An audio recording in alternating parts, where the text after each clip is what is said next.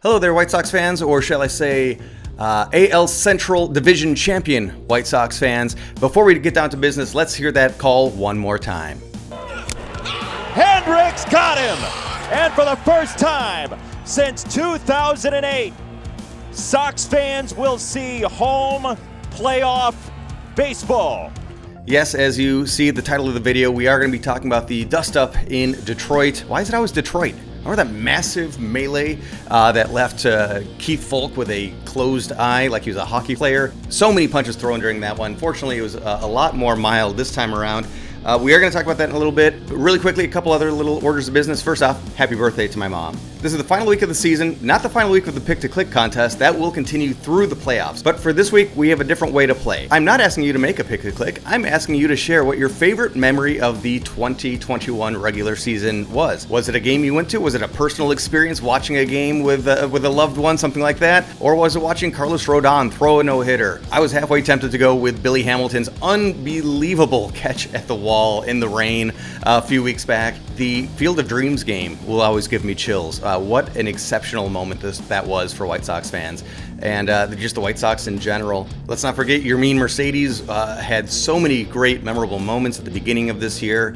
It could be the comebacks of so many players coming back from injury. There's so many great moments from this season to pick from, whether it's stuff you've seen on the field or personal experiences. Of course, the White Sox 5K is always a fun one for me personally, and thanks for everybody that watched that video and commented on it. Of course, naturally, the moment that we will most remember from this year hasn't yet happened yet, because that will be when the White Sox hoist the trophy at the end of October. Hopefully that happens well. The White Sox amazingly are healthy, and we are beginning to see them playing as a team that is, mostly healthy. Brian Goodwin is out with an injury right now, but our main core, the heart of our team, is all healthy at the same time.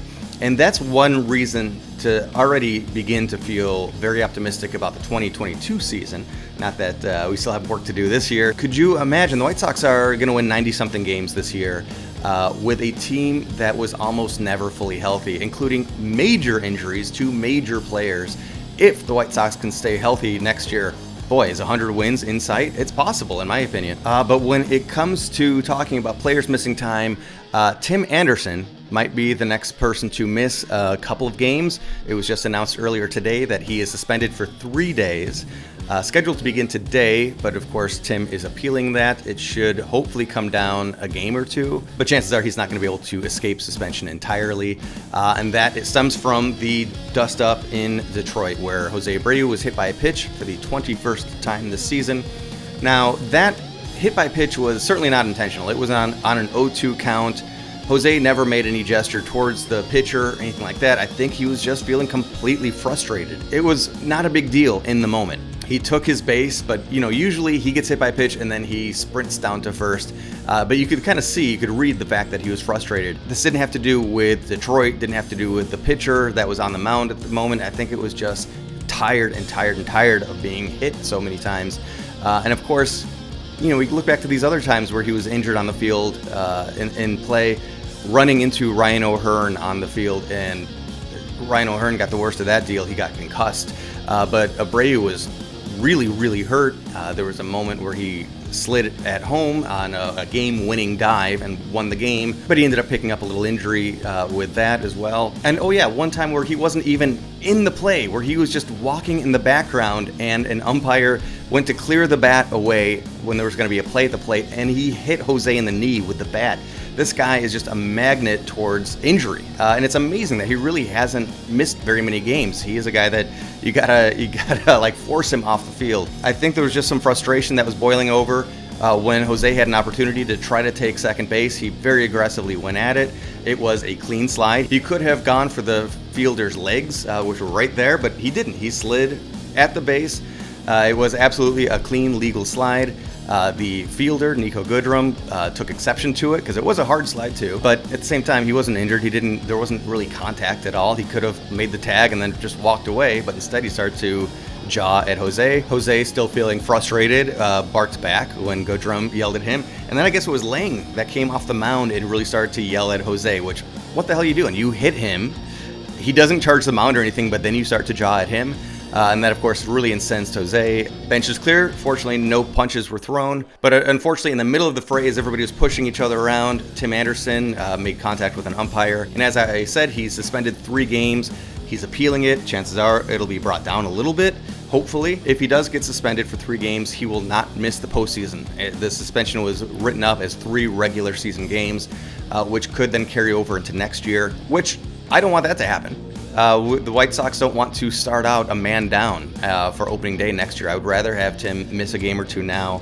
I do hope it is less than 3, but not cool either way. And of course, this bad blood that just boiled up in the very end of that previous game, will it have the hangover effect? Will people still be throwing at each other this coming week? Hopefully that answer is no. I have to imagine that umpires will issue warnings to both teams before the first pitch is even thrown, just to make sure nothing gets out of hand. If Jose is thrown at, that would be really, really, really weak from Detroit's perspective. From my perspective of Detroit, that would be just dirty and cheap, because guess what?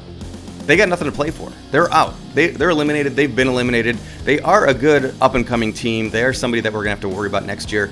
But for now, they can do anything and get away with it because their season ends in a couple of days. Whereas the White Sox, ideally, their season continues for several weeks.